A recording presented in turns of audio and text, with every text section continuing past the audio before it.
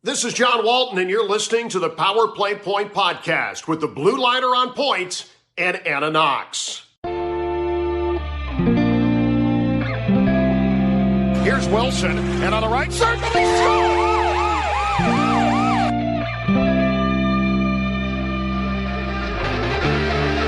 Rebound loose, wild scramble in front, score!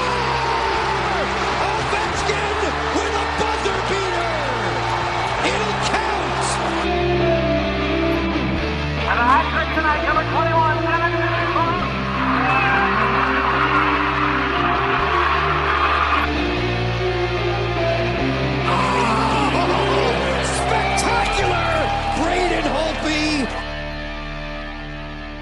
Hello, welcome everybody, Caps fans, to this special edition of the Power Play Point podcast. Yes, we are actually at the moment being broadcast live through Facebook Live and Twitch as well. So if you're listening and you happen to have a Twitch account, we are being recorded there through Robbie's channel, I believe. So I've let the cat out of the bag. It's actually fully hosted by our content partner at the Sports on the Hill podcast. Mr. Robbie Gross is kindly hosting us this week. So we can kind of cast a wider net here, this being kind of a big week in Caps hockeydom. And of course, with Anna being off for the rest of the season, we are also ably co-hosted for the rest of the season by Cheryl Anne Forster C4, as we call her, because she's blowing up with a lot of information, as she always is. So how you doing, the both of you, this afternoon? I'm doing great. I'm super excited that we can all do this together. It's been a little while since I've been on the Power Play Point podcast, but we've had a lot of fun collabs all season long. It's been a tremendous honor to work alongside you, Gil, on both shows. And the one thing I want to say is just at the top, and then I do want to hear what C4 how she's doing as well. I have promoted you on Sports on the Hill podcast to a host. You now exist on the Season 8 website as one of our hosts of that segment. So I appreciate all of the help this season in Season 7. We just started Season 8 this past Monday, if you're a fan of both shows. And so I'm excited to say that you are on the website. The website has been updated with all the new graphics information. We'll even include this video this evening once it's live on YouTube. We post all of our stuff there afterwards. But thank you, Gil, so much for all your help this season. And it's an honor that I should have bestowed to you even sooner, but I'm happy that I can do so now. Well, we're definitely honored, and thank you for helping us out by giving us a wider reach. And I'd be remiss in saying that you took a chance on us all those years ago, and I can't even remember. It's been at least 6 or 7 years, I think, but we're still going strong, and I can't thank you guys enough for that. And also would be remiss in saying, well, it's a holiday weekend, so happy Easter out there if you're listening. And of course, given our special hosting situation, sir, Hag Pesach Kasher Vesameach. I hope I said that right. That was really impressive. Yes. Happy Passover to those celebrating, and actually happy Ramadan for those celebrating too. Only 3 times in every 100 years do all 3 coincide. And so on this day, it is a particularly holy day for lots of people. So it's fun to be able to celebrate it with you guys, and to celebrate episode 225 of Power Play Point podcast. That is exciting, Gil. I remember when I found you in season 1 or season 2 of your show, and it's been cool to collab with you and Anna and C4 and all this. An awesome, happy, joyous day to everybody. And I mean, unfortunately, it's not joyous for the Capitals, but no. I will go on record at the beginning saying I never do this, and please don't get too mad at me, Caps fans, but I really wasn't rooting for us to win these games. And draft position is an important thing. We'll talk about that, I'm sure. But also specifically this week, we're playing the teams that are fighting the Penguins for a playoff spot. And we're in a unique situation where we're playing the Islanders and Florida back-to-back. And those are the 2 teams that are just within 1 or 2 points of the Penguins. And we kind of need them to win some of these games because misery loves company, right? So there you go. Anyway. Exactly. So, yeah, I'm with you there, Robbie. I mean, I do want the Islanders, and I did want Florida to win, but I don't want our boys to play badly either, so I'm kind of that little conundrum going on there. But yes, happy Easter to all, happy Passover, happy Ramadan to those who celebrate. Doing great this morning. I mean, the guys played a lot better than they did against Montreal last night, but like you said, Robbie, I want the Pens out. I really would love to see. I think it would be interesting to see a playoff series without either Ovechkin or Crosby in the mix. I think, and I think it's actually almost, and I might get scalped for this, but I think it's kind of a good thing. Because for the last, how many years, 15, 16, 17 years, it's been all about Ovechkin and Crosby. Well, now it's time. Okay, let's see who else is out there. You know what I mean? The McDavids, the Austin Matthews, all those guys, the McKinnons, not Bedard's not even playing yet, but the Beniers, all those guys. Let's see what they've got. Let's see what they can do, And not that I'll ever get tired of hearing about Alexander Ovechkin. But having said that, I want to see what everybody else can do.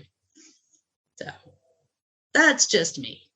Yeah, I agree. I'm sorry that my lights are flickering. It's very windy, I guess, outside or something. So I might check on that in a second. But it's been an interesting week for sure for Caps fans, and an interesting month because they really had such an opportunity looking back at the schedule. And I know that Gil later on in the show, we can talk a little bit more about why they didn't make it or whatever. But they could have won a bunch of these games, set themselves up to play the two teams they'd be fighting for to get into that spot and catapult them with 2 wins this week into the playoffs, right? And they lost all the significant games leading up to it. And I'm happy to say that they are continuing to lose, unlike the Wizards, who won a stupid game last week and got themselves out of a potential much better draft position for nothing. And I know people hate tanking. I know Champ, who's always on our podcast, is adamantly against the tank, but that really screwed us 3 positions and a potentially good draft. And I know it's a different sport, but it's the same principles apply. Like, what does that 1 win really do for you? I don't know. It's hard for me, I guess, especially when it could be so significant in draft positioning. So. Well, I too am against the tanking principle. I believe that even if you're out of it, you have a responsibility as a professional athlete to do your very best at all times, unless, of course, you're hampered by injury, and we've seen a lot of that. Mm-hmm. But I'm not. I don't really see where that benefits the team, and that's why they instituted the lottery system, as the NBA did so many years before. But yeah, if they're going to lose, let it not be like the first game that was played this week against the Montreal Canadiens. I'm going to briefly go over that because that was a stinker. That was barely a half a game. Just to briefly go over the scoring summary, Dylan Strome opened the scoring at 5:30 with his 20th of the year.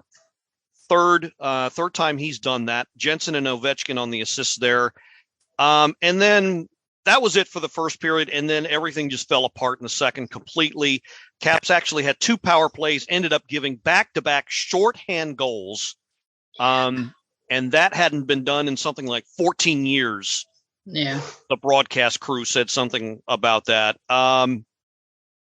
It was pretty much downhill from there. Little last gasp from Backstrom, his 7th on the power play, the one that they didn't give a shorthand goal on, but ended up being a 6-2 loss for our Caps against the Canadiens. And yeah, it just looked like all through that second period, it just looked like they had been they had just were no longer interested in playing the game. You never want to say that they'd given up, but that certainly was the optics, at least for me. And I realized that there might have been a fatigue factor because they were down a forward. They were actually playing 11 forwards in this game, as they would in the next game, due to last minute injuries. But still, they've been in that position before, and they've gotten themselves around it, and it was just probably the worst showing that they've had all year. I didn't like the San Jose game for sure, but this one, that whole second period, that middle 20 minutes, they just looked absolutely disinterested in being there. Yeah, this one I think hurt even more than San Jose, just because we actually started off okay. We actually had a pretty decent start to the game, but then, like you said, it just, for whatever reason, it's like, and I think I commented on the discussion, did they even come out? Where, are they even? And then the third period, again, it was those too little too late things. We ended up out shooting them 12-7 in the third, but doesn't mean anything if the shots don't go in. So yeah. I found this game frustrating. I was doing a art podcast during it, but I literally turned away for one moment. I feel maybe like 5 minutes of graphic, and the game just got way away from them. And then I obviously rewound it back and saw later what had happened, and the shorthanded goals killed them. I mean, just the momentum, everything went out the window. They had been playing fairly well up until that point, but then, if they had scored on that power play versus giving up that shorthanded goal, it's a totally different game. And then it happened again. And and it just took a nosedive at that point. And then they just kept on coming. I was like, oh my God, they're just like rapid fire within a 5-minute period. I mean, they went from it being a close game to a 4-1 down. And it's like, at that point, the game's kind of lost. That's the game. Tom Wilson got 17 minutes. He got 5 for fighting, 2 as an instigator, and a 10-minute misconduct. Yeah. What's so funny is in the next game he doesn't fight, and I think that's the reason he didn't get the Gordie Howe. He had a goal and an assist, right? So right. So he got all the fighting out of the way too early in the week, I guess. I don't know, but so that's a bit of a bummer, because that's the easy one. He should have just picked a fight with somebody. So yeah, exactly. Well, in any case, I understand that. Him being missing for 17 minutes probably had some sort of effect. You're already forward down, but again, can't really rely on that as an excuse. They did start the game very well. I would love to know what happened between the first and the second period, but again, the two things you never ever want to do during a hockey game is give up a shorthanded goal and or give up a goal in the first or last minute of a period. You never want to do either of those things, and the Caps did the shorthand thing twice in this game, and it was just, it's a momentum killer. It is. It completely was, and it was just awful the way that they just did not come out for that period. And again, I'd love to know what happened, what was said, what wasn't said, but it raised some questions. I follow many fellow fans on Twitter, many of which raised some questions about the character of the team, because of the way they played, because of how flat they came out in that second period. Yeah, it's weird because I don't think that they took a dive on purpose. It's not like they they stopped playing or whatever. It's just the other team just sort of took it up to the next notch, and they just couldn't. They missed a couple of assignments, and then it just things like, I mean, having 2 shorthanded goals back to back, I think will always deflate any team. That's almost unheard of. I can't remember the last time that's ever happened. But and they also gave up a hat trick in this game, which they've given up. I think they're 3rd in the league in giving other teams hat tricks, which is not a good statistic to be. But to a guy that's been struggling to score all season, Joel Armia. Yeah. Right. Yeah, he's only got 7 goals on the season. That was 5, 6, and 7 that he scored. He got half of them in a day. So yeah. Right. But yeah, it's frustrating because, I mean, I mean, I like Nicholas Backstrom's effort there to make it 4-2. That was an interesting goal because he received a goal in which he usually dishes, right? It's usually him passing to somebody in the front of the net and knocking it through. It was kind of cool to see him on the other side of that. I'm not even I mean, it must have happened at some point, but I feel like I rarely see him get the receiving end of that goal.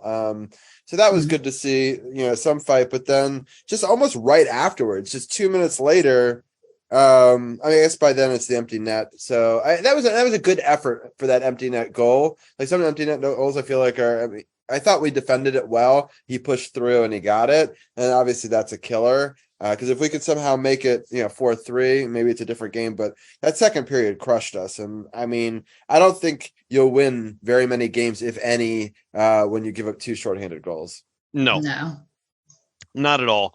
But yeah, that game was notable for they let everything fall apart in the second period.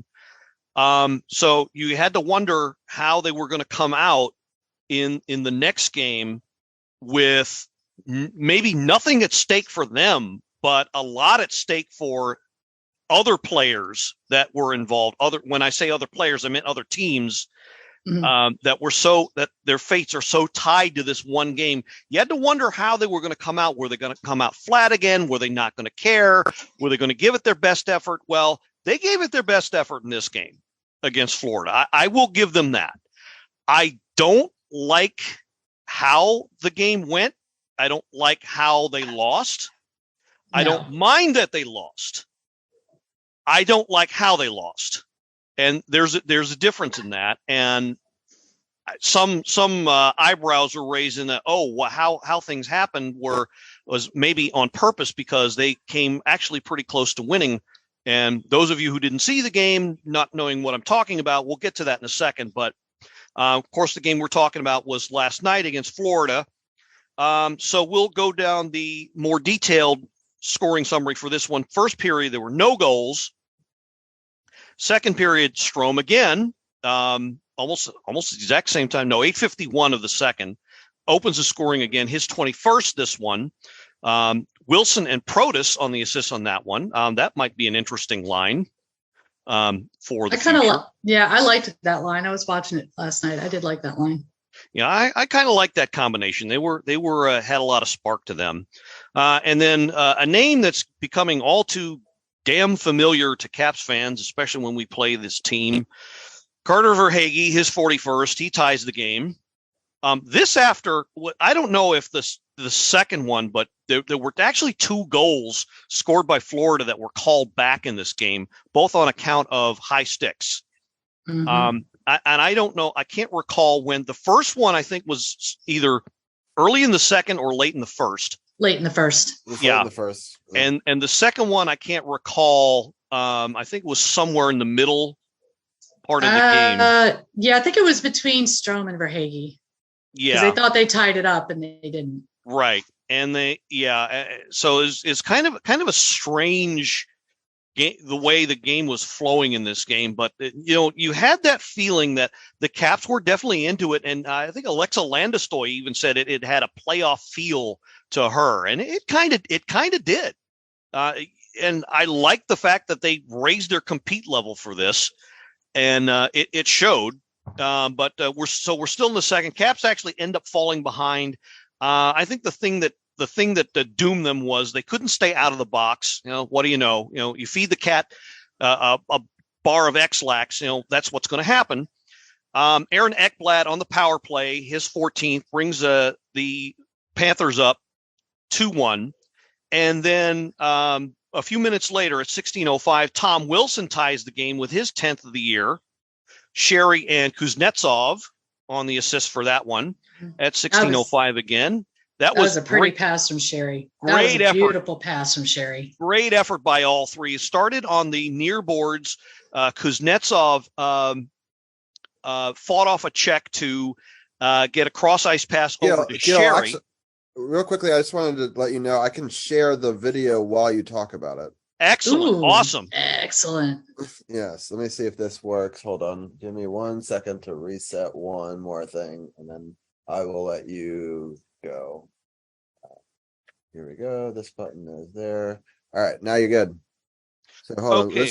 We're talking about the We're talking about the Tom Wilson goal. The Tom Wilson goal. Yeah. Let me get to that one here. Okay, so there's Sherry, who flings it towards the goal, and then Tom Wilson gets a stick on it and puts it past Lyon. But before that, Kuznetsov was actually the one who started the play, fights off a check on the near boards. Okay, so there he is. Okay, so he flings it over to Sherry. He carries it into the zone and towards the goal, and there's Wilson for the tip in. And yeah, just a great play by all three guys. And I love how Wilson just knows how to angle his stick just right so that it goes over the shoulder of the goalie and into the net. And just a great play by all three. And you love to see something like that. You know, C4, you talked about momentum swingers. That's one that can get you into the positive. For sure. And yeah, and as if you're still watching the video, you might be seeing it here, but the very last goal, well, not the very last goal, but the one that served as the dagger. This one, I won't say it was as bad as the Mantha goal against Pittsburgh, but yeah, as you can see, Charlie Lindgren plays the puck behind the net, tries to do a hard around to clear it, and I'm not sure what happened, but it ends up on Matthew Tkachuk's stick, who flings it at the goal. Yeah, so they talked to Charlie after the game, and he said, I just didn't get it up as high as I wanted it to. I wanted it higher up on the boards. He was trying to get it to Marty. I think it was Marty that was back there, and it just didn't go where he wanted it to go. And if you look at how he whacks at it, it kind of flings out at a weird angle. So, and then he just wasn't ready when the shot came. Deflected? I couldn't tell. I'm thinking it was deflected. Yeah, I wanted very badly to put this on Charlie since he started the play, but he looked like he actually had a chance to save it. So we're looking at it again. Sure, it was. Let me see. He's got pretty good positioning here. It's right. Yeah, he's in good position. I think it hit. I think it deflected off Marty. I do think it hit. Yeah, he's looks like in position off of there. And the TV announcers even said that most likely it deflected off Faravari because right. Yeah, that's what it looks like. It goes right off there, off his almost his like upper arm and in. Yeah. You know? Yeah. The official score sheet gives. And if you look at Marty's reaction, you can see. I'm pretty sure. The official score sheet says that it's Tkachuk's goal with no assist, meaning that nobody else on Florida touched it. Right. So that's why I think it went off of Marty. I think it's still, Yeah. And Charlie was like, he wasn't even sure if it went off Marty or not. He just knew that what he did at the beginning of the play, he felt responsible, whether he ultimately was or not. He felt responsible for not getting that puck up where he wanted it to go. He was trying to ride it hard around the board, and it ended up on Tkachuk's stick. But you're right. He did look like he was in good position. I do think it was deflected off Marty, but but I know Charlie felt bad for that. He, at least in his head. Well, I'm sure he did. He's a stand-up guy to his credit, but that goal doesn't happen. If he simply roadblocks it and leaves it behind in the trapezoid area for somebody to pick up, that goal doesn't happen. No, and that's enough. Yeah, and that's exactly why he's like, in his head, I screwed up. I shouldn't have done that. I should have hit it harder. I should have done whatever, shoulda, coulda, wouldas, right? Right. But it's so funny because if you read social media after that, because I didn't see that play live, I went back, I saw it later. Everyone was like, "Oh, he purposely let that in." I was like, "That's a really like that's a stretch." There's a guy in a certain Facebook group room who immediately posted his opinion saying that, and I was so tempted to respond and say, "And your evidence is?" Yeah. I don't even bother engaging those people. It's not worth it. I knew Gil would have seen it. That's why I brought it up. It just like it made me laugh because I was like, oh, maybe he did. And then I went back and I watched it later, which is why I had it up, because I wanted to show it today on the podcast, because I mean, there's sometimes where I feel like you could let something in, but like he looked like he had pretty good position and he tried really hard to get around. So it's not, if he really just wanted to let it in, he could have just been, I got caught on the goal and didn't even make it around, right? Yeah, I mean, I did not see one player in red act like they didn't want to win this game. They all the skaters and the goalies, they wanted to win this game and they played like it and they acted like it. And you could tell. So there was no tanking on. They were up for this game, and to lose like that is just, as we say, a kick in the old gonads, because they were seconds away from at least getting a point. Right. And then that happens, and that again, it's another deflator, and it's just one bad thing after another. It's pretty much defined the season.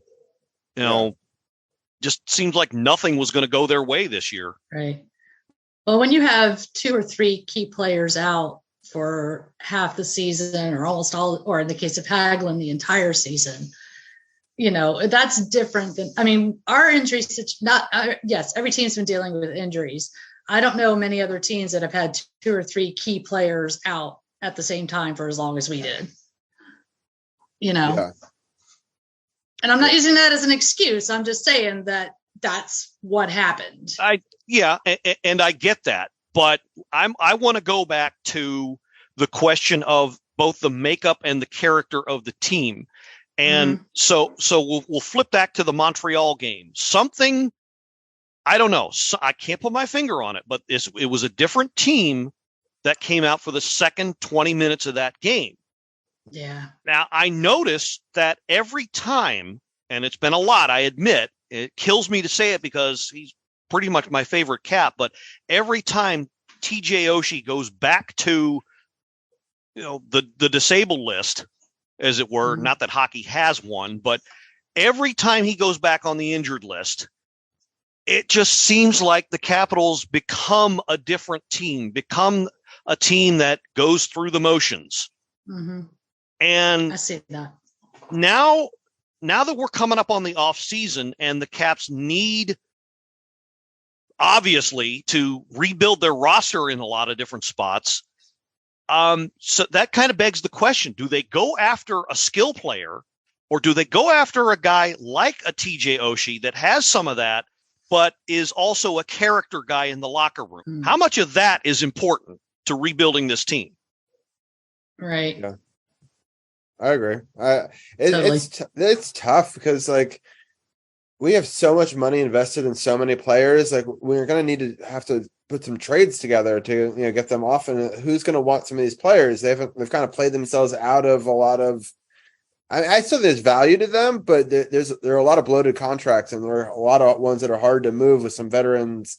And so without trying to lump them with something else to give up picks or things like that. So we're in an interesting bind, and there's been promises made to Ovechkin that they weren't going to trade all of his friends away, and Nicholas Backstrom, I love to death, but he's eating a lot of cap space, but I really want him on the ice the moment that Ovi breaks these records, so I'm torn. Like, I feel like we owed him for previous years, but I was hoping he'd still be able to produce a little bit better, as he's aging. But I mean, the fact that he's able to come back at all from this injury is impressive. So it's tough. We're getting a raid on Twitch. So thank you, Raiders, for joining us. We're live doing a podcast with a friend of mine, the Power Play Point podcast, hosted by the Blueliner on Point, Gil.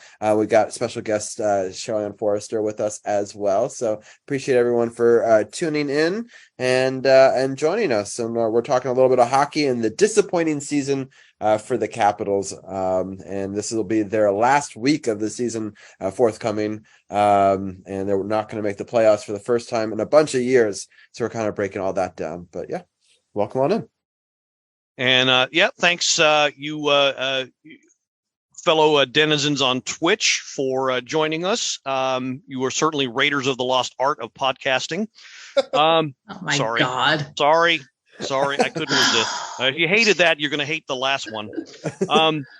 Anyway, Jeff Clark is a dad, so I know he likes dad jokes. So I'm sure he'll be okay with that. But getting back to the makeup of this team, they've got some games left to play. Well, actually, you know what? Let's go over quickly previews of coming attractions for the last time this season. So as Robbie mentioned at the beginning of the show, there's another game coming up that's actually Monday night, 7:00 puck drop at Cap One against the Islanders, who are also fighting for a playoff spot. And then 24 hours later, they have to go up to Boston, play the Bruins for their last road game of the season.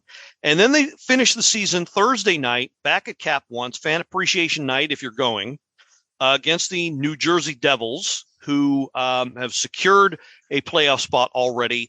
Highly recommend, if you're going, go ahead, go to that game. Luke Hughes is... no, not Luke, his brother. I'm blanking on his first name. Jack Hughes.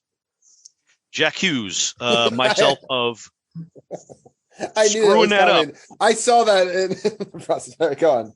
Anyway, Jack Hughes. I highly admit going to see him. He alone is worth the price of admission. That's not hyperbole. He is one of the best young stars of the league. And C4, you talked about one of those guys that the league is going to need to showcase. He's one of them.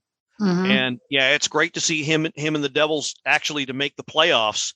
You know, been saying actually for a few seasons they were an up and coming team. Well, they've got a chance. I think they have a very good chance. I think they're locked in against the Rangers. Looks like it, yeah. In the first round, I think they have a very good chance to beat the Rangers in the first round. I really do.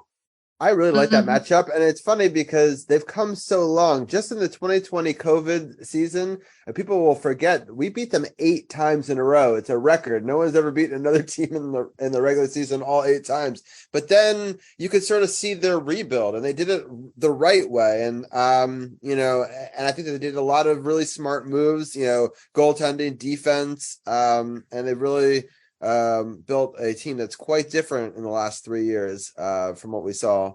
And they should be commended for that, because the level in which they were able to rebuild in under 3 years is pretty impressive, and something that I think we should be looking to as an example if we want to get back there next season. Exactly. Definitely. And they actually have a lot of elements that we do. They have a decent, puck moving defenseman in oh God, I'm blanking on all their names. Dougie Hamilton. Yes. And he's a little pest, but I like he's a little, well, so is Carlson, if you think about it. And true. But so you have that build on out from there, their offense, and of course decent goaltending. We gave them a goaltender, to build off of. But and they're not to open that can of worms, but let's not go there. They rebuilt, I think, the right way, and they were patient about it. And unfortunately, that may or may not be a luxury the Caps have. Unfortunately, because I think C4, you mentioned this already, kind of handicapped by what we've got now. But if there can be some patience, maybe I think this draft is going to be key. Whether or not they draft a guy, they end up maybe with a top 5 pick, and can draft a guy that's ready to step in now, or if they can wait a year maybe and develop a guy. And they got some guys along that are coming up that I think are ready to make a difference. Next year's going to be very interesting. This offseason is going to be very interesting. I mean, I don't know. What do you think? What do you guys think the Cap should be looking to do this offseason? Robbie, I'll let you take this because I need to. No. My first and foremost, get a coach who will develop the younger players. Well, that's obvious. First and foremost, that's obvious. Secondly, please don't get me started on Ovechkin and these so-called promises that were made to him. Ovechkin needs to understand, if he wants to break this record and get to the cup again, we need to build a team that can do that. And the team as it is right now, they may be his best friends forever, but the team as it is right now is not going to get him there. And that's all I'm going to say on that. But my biggest thing is player development. We need to start developing our younger guys if we want to get back in that position to get back in the cup. for whatever reason, Laviolette refused to do it. McMichael went to waste. LaPierre went to waste. You name it. I mean, none of those guys are as good as they could be if they had been given a chance. And yes, LaPierre is doing well and McMichael are doing well down in Hershey, but they could have spent more time up here if they had been developed properly and allowed to do what they need to do instead of being called up and sitting in the press box all the time. So that's my biggest thing is player development, getting the young guns in, catching up with all these other teams who have already gotten younger. And I'm sorry, Ovi, but cut to the hell with what you want. And that's all I'm going to say on that. Scout me if you will. Yeah. I'm okay. I'm okay with that assessment. I mean, we kind of need to just insert some young energy into this and, develop some of the talent that we have. Because what I've seen is a lot of the talent we've picked the right people, but we haven't put them in the right positions. And then we let them go and they do really well. So I don't blame the scouts, right? They seem to be picking the right people. It's just whether or not we've been able to develop them. And I love Laviolette. We talked about it on last week's show. He's just, I think the game may have passed him by, or he needs very specific talent to make his system work. And so the injuries to veteran defensive core players that I think are the cornerstone of his philosophy, having someone like John Carlson go down is like the worst thing to have happen to him, right? Yeah. And it shouldn't be a system in which one person goes down that it screws up the whole thing, right? So, I mean, there's some problems with it. It's, face. But at the same time, I think that we need a coach that has a better sense of the up and coming. He was great for a long time, and I still think he's a good coach, but I just don't know if some of the newer nuances of the game are passing by, or the ability to make changes on the fly and develop new young talent. I think that's some of the things that he's missing, and or get him the players that he specifically needs and have them be healthy. It's got to be one or the other. I just think. I think it's some combination of both, because I think if the players, because we were doing great in December. Right. I mean, we had the young guns in, we were winning. I think we lost one game in December, maybe two. And one in regulation anyway. Yeah. And then all of a sudden, Wilson and Backstrom are ready to come back, and Peter Laviolette's like, all right, let's do this. We're going to put these guys in. And so I think when you have a situation like that, you've got to have a coach that understands. You can't just you have to be able to bring them in properly, if for lack of a better word. I don't think they fully thought through, yes, we need these guys back on the ice. I get it. They're core players. They're key players. But you also have to understand you're winning right now. So you have to really think about how you're going to fit these guys back in so you can keep winning. You don't just throw them back in the game and your chemistry goes to shit and you don't know how to fix it. So like Robbie said, adjusting on the fly, is a huge thing that I've noticed Laviolette doesn't do. How many times did we hear line blender this year? Especially in the last 2 or 3 months, right? So yes, that's his attempt to adjust on the fly, but it wasn't working. You need someone who can really, and I think Laviolette tried. I mean, I'll give him credit. I think he tried. I really think he tried, but at some point he just kind of lost the room and never really got it back. I think the line blender thing was more, and I think this is along the lines of what Robbie said. The game has passed him by. I don't think that was his only answer to, oh my God, the offense is drying up. What do I do now?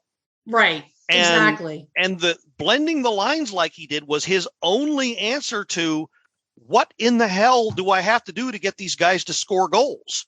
Right. Well, for one thing, design better plays for one, because over and over and over again, I would see these guys flood the near boards over by the benches. They go on that left side, carry the puck in, stop moving. They gain the zone, stop moving. They would stop moving. Or they're on their way to gain the zone and he does a line change. Or that too. But either way, there was no chemistry, no sense of, oh, okay, I know where this guy's going to be. That's where I'm going to throw the puck. That's why you'd have so many turnovers, so many missed passes, so many odd man rushes, no chemistry, no nothing. And yes, you can say for the 15,000th time, injuries had a role in that. But if you don't know who you're going to be playing with on your line. You don't know their tendencies. Right. You don't have a sense of what they're going to do, at least in your head. You don't have a team. You know, there's a saying in horse racing, no foot, no horse. You don't have any semblance of chemistry amongst the 20 plus guys on the ice. Then they're just 20 guys trying to achieve a common goal that doesn't know how to get there. And I'm sorry, but Laviolette somewhere along the way forgot how to build a cohesive unit. Yes. And that's not the only reason this team failed as miserably as it has this season, but it's a big reason. And that's why I keep saying hiring the right coach or coaches. I think that's the key, actually, the coaches part, because I actually don't think it's necessarily our head coach's fault. I hate our power play coach. And he's with a passion through so many different coaches, and I have no idea why he's had his job as long as he has. Well, the same with the goalie coach. Ever since Mitch Korn left, we've had Sammy, Vanacek, Kemper, Lindgren. All of them are really, really good goalies. Vanacek and Sammy are thriving now because they have good coaching and they have good defense and they have good teams in front of them. Kemper and Linden did great this year. I think they put their best effort. And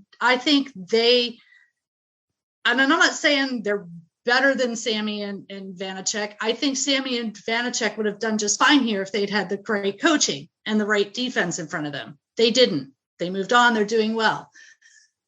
But again, like you said, coaches, power play, goalies, face-offs. Oh my God, how many times were we under 50% on face-offs this year? You know, probably more than half of our games, right? So it's system-wide. There is a systematic problem with this team, and we need to figure out what it is and start fixing it quick. I mean, in my opinion, Gil, would you be okay if they kept Laviolette for one more year, but completely redid all the assistant coaches? No, I would not. No. I would not, because it is clear that they need a younger forward to spell off the veterans. You're going to have your first two lines are going to have mostly veterans on them.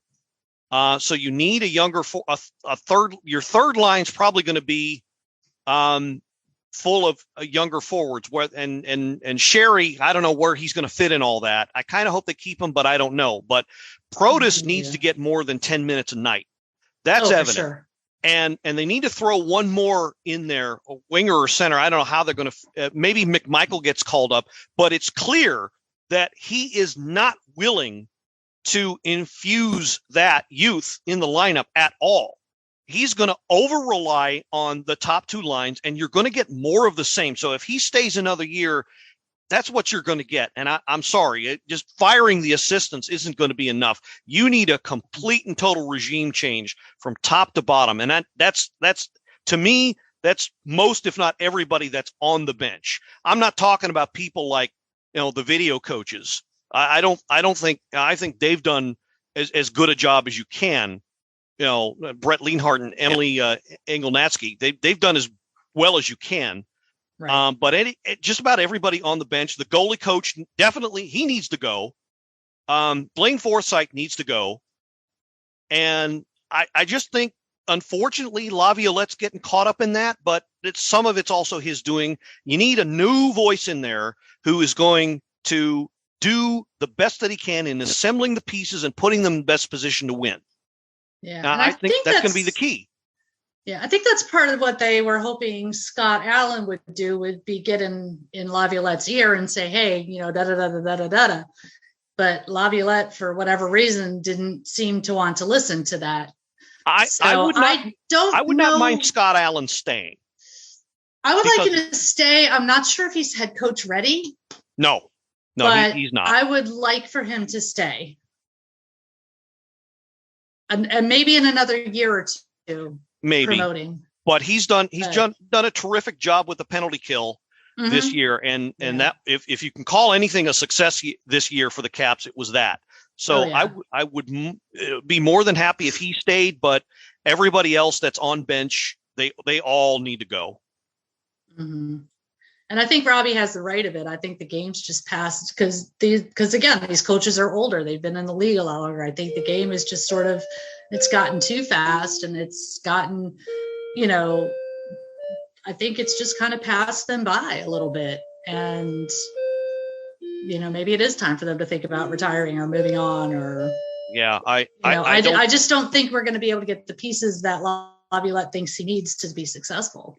Well, it's no longer, because of salary cap, and you've got 32 rosters you got to fill out. There's no way. Exactly. There's no way you can do that. So you have to make do with the lineup you're given. And if you don't know how to do that, he failed miserably. So, I mean, that leaves us, but that's not to say that there aren't other moves that aren't to be made. And we'll get into this more next week when we do our post-mortem. But I already mentioned the draft will be key. If the Caps end up with a top 5 pick, then that might give them a chance at somebody who's, NHL ready now. Yes. But a lot has to happen between then and now. And as I've said many times, I don't put my faith in ping pong balls. No. So I was happy that we did guarantee ourselves a spot, though. I know that we're talking about not tanking, but I think it was really important to get in that bottom 11. Yeah, it's they have guaranteed themselves a top 11 pick, and assuming they keep on losing, they're probably going to wind up in the top 10, the low top 10, and that's where the balls get a little more interesting. Make of that what you will. So the lottery is going to be interesting. Draft day is going to be interesting. They also have the option, of course, to trade up because they've gotten a lot of their picks back that they traded away. So draft day is going to be very, very interesting. So we're actually going to have a special. I mentioned this last week. We're actually going to have a special episode covering the Caps moves on the 2 draft days. And I'm going to have a special guest that's had, as I mentioned last week, had his eye on this year's draft class. So we're going to go over that day, which is late June is when that's going to be. I think the last weekend in June is when that's going to be. So that we're going to cover.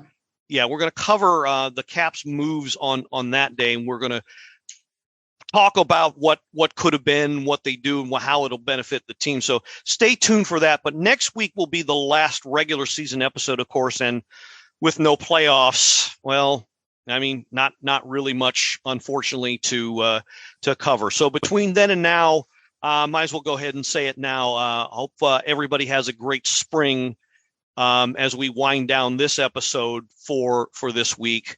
I will say on my end, tomorrow I'm going to do a live watch along, of the Islanders game. I'm going to have our friend Tim, who's a DC sports fan of all the different sports teams. We'll both be watching it. I may even cut into the podcast with this thing for more in-depth coverage of the first couple of games, or I may just direct people to the website where I'll have a video of this posted as well. So, and then next week I will do also on Monday the last episode, and maybe I'll have both of you guys on. I'll talk to Anna to see if I know that she has been pretty busy, but see if she'll join, and if not, that's fine. And then maybe Carol can join, but if not, the 3 of us can recap the season as well. So that'll be kind of the end of the Cap season from our perspective. But I will do a little updates throughout the postseason up until May, because the podcast will be covering basketball. This is actually the last week for the basketball segment, but we still cover our XFL team, which is the DC Defenders, and also the Nationals as well, who are, in fact, just starting a game right now. But the Orioles had that game on live. They are losing to the Yankees, unfortunately, 4-0. So lots of sports. Unfortunately, no, I'm not going to. Usually we cover the NHL playoffs a lot more in depth, but often we're in it, so I have more invested. So we will definitely give little updates here and there, but not to the same level we have in the past. But it's been such a fun hockey season. It's an unfortunate way for it to go out, but some interesting games upcoming. I don't know if you want to break those games down any more, but I'm happy to end the podcast however you want to do it. Well, yeah, fairly quickly again. So it's the Islanders Monday night. I think that will be something of a carbon copy of the Florida game. They match up fairly evenly. The Boston game, well, that has the potential to be a slaughter, but it depends on how rested Boston wants to be. So that's going to affect how that plays out. And then the Devils, as I said, it's fan appreciation night. If you've got a ticket, show up. The Caps are going to try, the team organization is going to try and show you some love if you show up. So worth that, and certainly worth the price of admission to see Jack Hughes and company, because I think they're definitely an up and coming team. So they're, I'd give the Caps this much. They're making it interesting one way or the other, making themselves worth, conversing about still. And, this is your last chance, your last week to kind of do a final evaluation of what they have now before, what happens in the off season. Cause there's going to be changes. You're not going to see this same team take the ice next year. That's for damn sure. Nope. So, all right. So yeah, I think we'll go ahead and wind it up here. It's a good place to start. So, C4, thanks again for joining us again. And of course, I want to thank Mr. Robbie Gross on this holiday edition for not passing us over. And so, oh my God. Well done. I'm like Mel Brooks. I'm ashamed of that joke, but again, had to be said. Right. But yeah, so keep the faith, Caps fans, and keep your eyes on this team. Again, they're worth watching still. And make some notes, and feel free to let your observations known. Watch this team, see what they're doing right, see what they're doing wrong. This is your opportunity as a fan to learn the game a lot better, because you're not as vested in, oh my God, they got to win. Now you can study the actual game and how they play and learn the nuances of the game, like Sammy Silver said a few weeks ago. So I urge you as Caps fans to kind of pick up on that as much as you can now that these games are quote unquote meaningless. And for once, maybe you can see me do the air quotes with my fingers since we're live streaming video. But I urge you as Caps fans to pick up as much as you can in these last few games and learn more about the game as much as you can, because maybe they'll get back to winning and it'll be a different story next year, and it won't be as easy to pick up. So do what you can with that. So we're going to go ahead and wind it up here. And so once again, thanks, Robbie and Cheryl Anne, for another great week. And we're heading into the final week, so keep the faith, Caps fans. So this is the Blueliner on Point, signing off and reminding you that, well, I didn't think I was fat, and then I went into a quick drive-through trip for lunch to a McDonald's, and then the drive-through person said, well, sorry about your weight.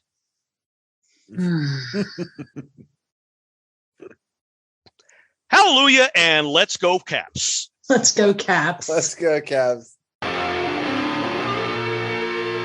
This has been another episode of the Power Play Point Podcast. All episodes are available from Apple Podcasts, the Podbean app, blueliner77.podbean.com, and now available from Stitcher. Music by Joe McAllister, voiceover by Jeffrey Conkle.